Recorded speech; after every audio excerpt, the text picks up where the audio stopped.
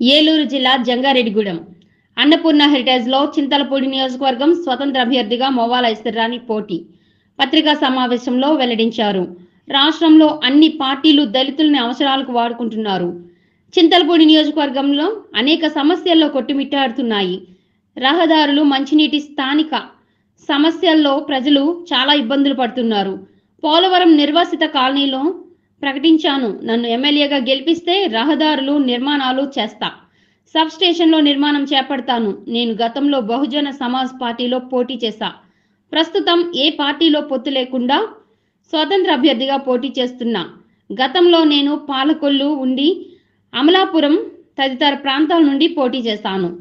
ఐశ్వర్యారాణి మొవ్వల. నా స్వగ్రామం వచ్చి రాజోల్ నియోజకవర్గం. నేను పుట్టిన ఊరు వచ్చి భీమవరం.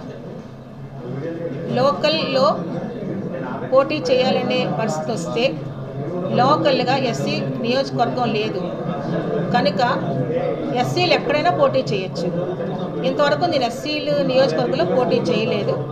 చింతలపూడి నియోజకవర్గం ఎంచుకోవడం గల కారణం ఏంటంటే నేను గ్రామాలన్నీ చూశాను, చాలా దయనీయమైన పరిస్థితులు ఉన్నాయి, అభివృద్ధి జరగలేదు.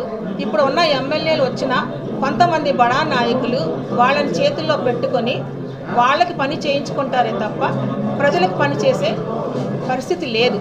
కనుక నేను ఒక విద్యావంతురాలిని, చదువుకున్నాను, ఒక అడ్వకేట్ని. ఖచ్చితంగా నియోజకవర్గంలో నేను పోటీ చేయాలని నిర్ణయించుకున్నాను. ఈ నియోజకవర్గంలో చాలా సమస్యలు ఉన్నాయి.